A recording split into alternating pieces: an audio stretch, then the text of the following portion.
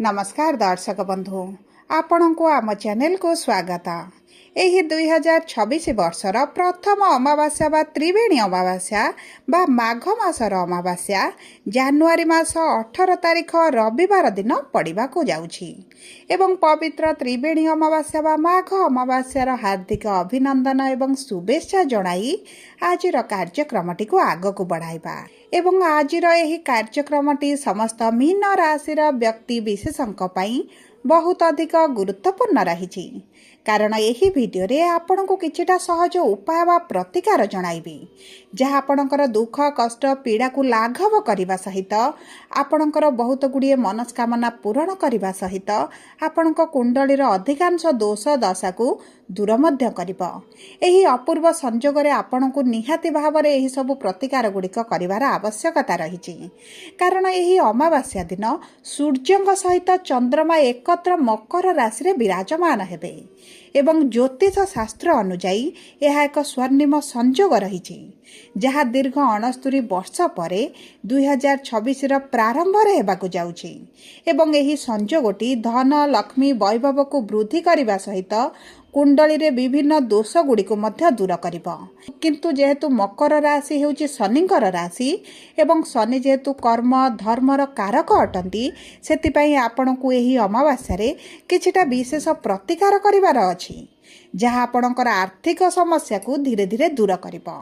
सेतिपई समस्त मीन राशिर व्यक्ति माने आपण एही भिडियोटी को शेष पर्यंत देखंतु एवं आपणकर नक्षत्र अनुजाई कोन करिबा को हबो एही त्रिवेणी अमावास्या दिन एही रविवार जानुआरी मास 18 तारिख दिन एही भिडियो रे विस्तृत भाव रे जणाइबी किंतु भिडियोटी को आरंभ करिबा पूर्वरु जदि आपणकर भी मीन राशि होई थाए एवं आपण भी ईश्वर को आंतरिक भक्ति एवं विश्वास करंती तेबे भिडियोटी को लाइक करंतु कमेंट बॉक्स रे जय जगन्नाथ जय माँ लक्ष्मी अवश्य लिखि दियंतु।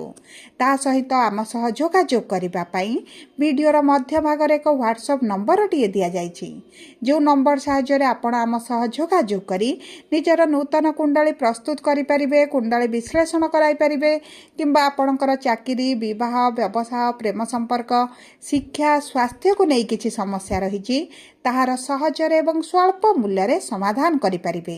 सेतिपई आपण आम सह वीडियोर शेष पर्यंत जोड़ी होई रुहंतु एवं व्हाट्सएप नंबर माध्यम रे आम सह जोगाजोग करी निज समस्यार समाधान करंतु।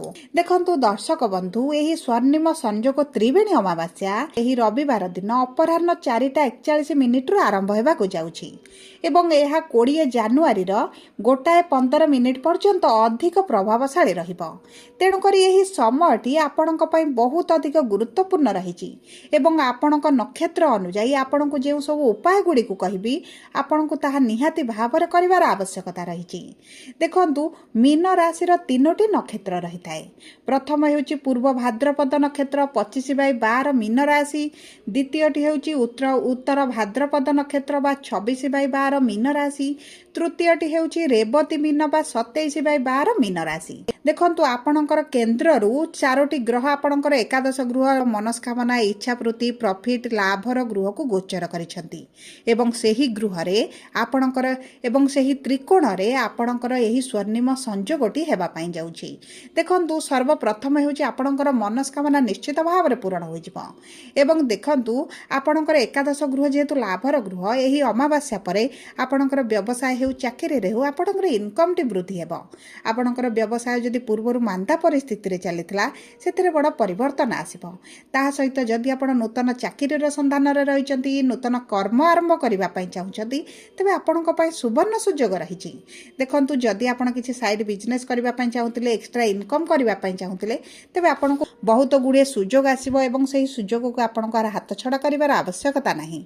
देखंतु आपणकर जेहेतु शनिकर 7.5 चलिछि एवं 7.5 रो द्वितीय चरण जो चरण को अधिक कष्टदायक बोली कहा जाए एवं शनि आपणक चंद्रमांक उपरे रहिचंती आपणक मन स्थिति पई आपणकर बहुत गुडे स्वास्थ्य समस्या पई निज क्यारियर पई शिक्षा पई एही सब उपाय गुडी करबा आपणकर अत्यंत भाव रे जरूरी।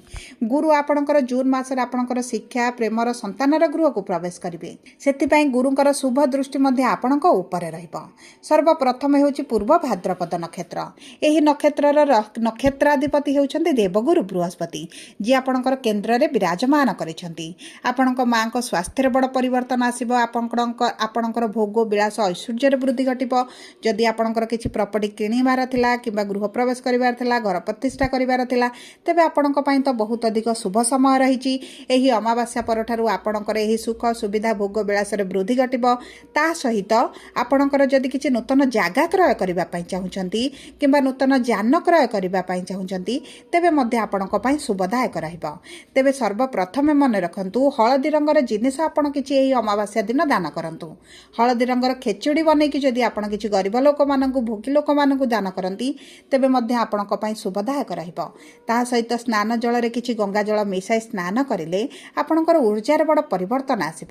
ତାହା ସହିତ ଯେହେତୁ ଶନି ଆପଣଙ୍କ ଚନ୍ଦ୍ରମାରେ ହାବି ହୋଇଛନ୍ତି ଏବଂ ବିଷ ଯୋଗ ବନାଉଛନ୍ତି, ଆପଣ କଳା ରଙ୍ଗର ଜିନିଷ କିଛି ଦାନ କରିବା ସହିତ ସନ୍ଧ୍ୟା ସମୟରେ ଆପଣଙ୍କ ପାଖାପାଖି ଅଶ୍ୱସ୍ଥ ବୃକ୍ଷ ମୂଳରେ ସୋରିଷ ତେଲର ଦୀପଟିଏ ଜଳାଇ ବୃକ୍ଷକୁ ପରିକ୍ରମା କରି ନିଜ ଇଷ୍ଟ ଦେବତାଙ୍କୁ ସ୍ମରଣ କରିଲେ ଆପଣଙ୍କର ଅଧିକାଂଶ ଦୋଷ ଦଶା ମଧ୍ୟ କ୍ଷମା କରିଦେବେ। ତା ସହିତ ଆପଣ ପ୍ରାତଃ ସମୟରେ ସୂର୍ଯ୍ୟଙ୍କୁ ଜଳ ଅର୍ପଣ କରିବା ସହିତ ସୂର୍ଯ୍ୟଙ୍କୁ ଅର୍ପଣ କରୁଥିବା ଜଳରେ କିଛିଟା କଳା ତିଳ କଳା ରାଶି ମିଶାଇ ଯଦି ଆପଣ ଅର୍ପଣ କରିବେ, ତେବେ ମଧ୍ୟ ଆପଣଙ୍କ କୁଣ୍ଡଳୀରେ ଯଦି ପିତୃଦୋଷ ବନୁଛି ତାହା ମଧ୍ୟ ଆପଣଙ୍କର ଦୂର ହୋଇଯିବ। ଏବଂ ଏହି ସମୟରେ ଆପଣ ଯଦି ଗୃହରେ କିଛିଟା ଗ୍ରହ ଶାନ୍ତି ଯଜ୍ଞ କରନ୍ତି, ତେବେ ମଧ୍ୟ ଆପଣଙ୍କ ପାଇଁ ଶୁଭଦାୟକ ରହିଛି। ତାହା ସହିତ ଏବେ ଆସନ୍ତୁ ଜାଣିବା ଉତ୍ତର ଭାଦ୍ରପଦ ନକ୍ଷତ୍ର 26/12 ମୀନ ରାଶିର ବ୍ୟକ୍ତିବିଶେଷମାନଙ୍କୁ କ'ଣ କରିବାକୁ ପଡ଼ିବ ଏହିସବୁ ପ୍ରତିକାର। ଦେଖନ୍ତୁ, ଆପଣଙ୍କର ନକ୍ଷତ୍ରର ନକ୍ଷତ୍ରାଧିପତି ହେଉଛନ୍ତି ଶନିଦେବ ଏବଂ ଶନି ଆପଣଙ୍କର ରାଶିରେ ବିରାଜମାନ କରିଛନ୍ତି। ଆପଣ ଚେଷ୍ଟା କରନ୍ତୁ ଏହି ଅମାବାସ୍ୟା ଦିନ ଓಂ ନମ ଶିବାୟ ମନ୍ତ୍ରଟିକୁ ଜପ କରିବା ପାଇଁ। ତା ସହିତ ଅମାବାସ୍ୟାର ପରଦିନ ମାନେ ପ୍ରଥମେ ଦିନ ଆପଣ ଯଦି ଚନ୍ଦ୍ରମାଙ୍କୁ କିଛିଟା ସନ୍ଧ୍ୟା ସମୟରେ ଜଳ ଅର୍ପଣ କରନ୍ତି, ତେବେ ମଧ୍ୟ ଆପଣଙ୍କ ପାଇଁ ବହୁତ ଅଧିକ ଶୁଭଦାୟକ ରହିବ। ଚେଷ୍ଟା କରନ୍ତୁ ଆପଣଙ୍କର କିଛି କଳା ଜାତୀୟ ଜିନିଷ ଦାନ କରିବା ପାଇଁ ଏବଂ ତା ସହିତ ସାତ୍ତ୍ୱିକ ଭୋଜନ ମଧ୍ୟ ଗ୍ରହଣ କରିବା ପାଇଁ। ଏବଂ ଏହି ଦିନରେ ଯଦି ଆପଣ ମହାମୃତ୍ୟୁଞ୍ଜୟ ମନ୍ତ୍ର ପାଠ କରନ୍ତି କିମ୍ବା ଆପଣ ଗାୟତ୍ରୀ ମନ୍ତ୍ର ପାଠ କରନ୍ତି, ତେବେ ମଧ୍ୟ ଆପଣଙ୍କ ପାଇଁ ଶୁଭଦାୟକ ରହିବ। ଦେଖନ୍ତୁ, ଏହି ଅମାବାସ୍ୟାକୁ ମୌନି ଅମାବାସ୍ୟା ବୋଲି ମଧ୍ୟ କୁହାଯାଏ। ଯଦି ଆପଣ କିଛି ସମୟ ମେଡିଟେସନ୍ କରନ୍ତି କିମ୍ବା ମୌନ ରୁହନ୍ତି, ଚୁପ୍ ରୁହନ୍ତି, ତେବେ ମଧ୍ୟ ଆପଣଙ୍କ ପାଇଁ ବହୁତ ଅଧିକ ଶୁଭଦାୟକ ରହିଛି। ଦେଖନ୍ତୁ, ଯଦି ଆପଣଙ୍କ କୁଣ୍ଡଳୀରେ କାଳସର୍ପ ଯୋଗ ରହିଛି, ପିତୃଦୋଷ ରହିଛି କିମ୍ବା ଆପଣଙ୍କର ଶ୍ରାପିତ ଦୋଷ ବନୁଛି, ଆପଣଙ୍କର ଅଙ୍ଗାରକ ଦୋଷ ବନୁଛି, ତେବେ ଏହିସବୁ ସମସ୍ୟା ଗୁଡ଼ିକୁ ଦୂର କରିବା ପାଇଁ, କିଛି ମାତ୍ରାରେ କମ୍ କରିବା ପାଇଁ ଆପଣ ଗରିବ ଲୋକଙ୍କୁ ଦାନ କରିବା ସହିତ ଆଜି ଦିନରେ କଳା କୁକୁର, କଳା କାଉଙ୍କୁ ମଧ୍ୟ କିଛିଟା ଖାଦ୍ୟ ଦାନ କରନ୍ତୁ। ଏହା ଆପଣଙ୍କ ପାଇଁ ବହୁତ ଅଧିକ ଶୁଭଦାୟକ ରହିବ। ଚେଷ୍ଟା କରନ୍ତୁ କିଛି ଗହମ, କିଛିଟା ଶସ୍ୟ ଜାତୀୟ ଜିନିଷ ମଧ୍ୟ ଆପଣ ଦାନ କରିବା ପାଇଁ। ଏବେ ଆସନ୍ତୁ ଜାଣିବା ରେବତୀ ମୀନ ରାଶି ବା 27/12 ମୀନ ରାଶି ଏବଂ ଏହି ରାଶିର ବ୍ୟକ୍ତିବିଶେଷଙ୍କର ନକ୍ଷତ୍ରାଧିପତି ହେଉଛନ୍ତି ବୁଧ। ବୁଧ ଆପଣଙ୍କର ଏକାଦଶ ଗୃହରେ ମନସ୍କାମନାର ଗୃହରେ ବିରାଜମାନ କରିଛନ୍ତି। ଆପଣ ପ୍ରଭୁ ଗଣେଶଙ୍କ ପାଖରେ ପୂଜାର୍ଚ୍ଚନା କରନ୍ତୁ। ଆଜି ଦିନରେ ଯଦି ଆପଣ ମହାଦେବଙ୍କ ଉପରେ ଜଳ ଅର୍ପଣ କରନ୍ତି, ଓಂ ନମ ଶିବାୟ ମନ୍ତ୍ର ଯଦି ଆପଣ ଜପ କରନ୍ତି, ତେବେ ମଧ୍ୟ ଆପଣଙ୍କ ପାଇଁ ବହୁତ ଅଧିକ ଶୁଭଦାୟକ ରହିବ। ଏବଂ ଚେଷ୍ଟା କରନ୍ତୁ ଜଳରେ କିଛିଟା ଗଙ୍ଗା ଜଳ ମିଶାଇ ସ୍ନାନ କରିବା ପାଇଁ କିମ୍ବା ଆପଣଙ୍କ ପାଖରେ ଯଦି କିଛିଟା ନଦୀ ପ୍ରବାହିତ ହୋଇଛି, ତେବେ ମଧ୍ୟ ସେଠାରେ ଯଦି ସ୍ନାନ କରନ୍ତି, ତେବେ ମଧ୍ୟ ଆପଣଙ୍କୁ ବହୁତ ଅଧିକ ପୁଣ୍ୟ ପ୍ରାପ୍ତି ହେବ, ବହୁତ ଅଧିକ ପାପ ମଧ୍ୟ ଆପଣଙ୍କର କ୍ଷୟ ଯିବ। ଏବଂ ଦେଖନ୍ତୁ, ଏହି ଅମାବାସ୍ୟା ଦିନ ମଙ୍ଗଳ ଏବଂ ବୁଧଙ୍କର ଗୋଟେ ୟୁକ୍ତି ବନୁଛି ଏବଂ ଏହି ୟୁକ୍ତି ଦୃଷ୍ଟି ଯୋଗଟି ଆପଣଙ୍କର ବୁଧଙ୍କର ନକ୍ଷତ୍ର ହେତୁ ଆପଣଙ୍କ ପାଇଁ ବହୁତ ଅଧିକ ଶୁଭଦାୟକ ରହିବ। ବିଶେଷ ଭାବରେ ଆପଣଙ୍କ ଶିକ୍ଷା କ୍ଷେତ୍ରରେ ଏବଂ ଆପଣଙ୍କ କର୍ମକ୍ଷେତ୍ରରେ। ଯେଉଁ ରେବତୀ ମୀନ ରାଶିର ବ୍ୟକ୍ତିମାନେ ସନ୍ତାନ ସୁଖରୁ ବଞ୍ଚିତ ରହିଛନ୍ତି କିମ୍ବା ସନ୍ତାନଙ୍କ ଠାରୁ ଦୂରରେ ରହୁଛନ୍ତି, ସେହି ସବୁ ବ୍ୟକ୍ତିମାନଙ୍କର ମଧ୍ୟ କିଛି ଗୁଡ଼ିଏ ସମସ୍ୟା ଗୁଡ଼ିକ ଦୂର ହୋଇଯିବ। ଆପଣ ବୁଧଙ୍କର ବୀଜ ମନ୍ତ୍ର କରନ୍ତୁ। ତାହା ସହିତ ଏହି ଅମାବାସ୍ୟା ଦିନ ମା କାଳୀଙ୍କ ମନ୍ଦିର ଯଦି ଆପଣ ଯାଇପାରିବେ, ତେବେ ମଧ୍ୟ ଆପଣଙ୍କ ପାଇଁ ବହୁତ ଅଧିକ ଶୁଭଦାୟକ ରହିବ। ସବୁପରେ ଯଦି ଆପଣଙ୍କର ମୀନ ରାଶି ହୋଇଥାଏ, ଭିଡ଼ିଓଟି କିଭଳି ଲାଗିଲା କମେଣ୍ଟ ବକ୍ସରେ ଲେଖି ଜଣାନ୍ତୁ। ଯଦି ଆପଣଙ୍କ ପ୍ରିୟଜନଙ୍କର ମୀନ ରାଶି ହୋଇଥାଏ, ଭିଡ଼ିଓଟି ତାଙ୍କ ସହିତ ସେୟାର କରନ୍ତୁ। ଯଦି ପ୍ରଥମ ଥର ଆମ ଚ୍ୟାନେଲକୁ ଆସିଛନ୍ତି, ଚ୍ୟାନେଲଟିକୁ ସବସ୍କ୍ରାଇବ୍ କରନ୍ତୁ। ପାଖରେ ଥିବା ବେଲ୍ ଆଇକନ୍କୁ ପ୍ରେସ୍ କରନ୍ତୁ। ଧନ୍ୟବାଦ।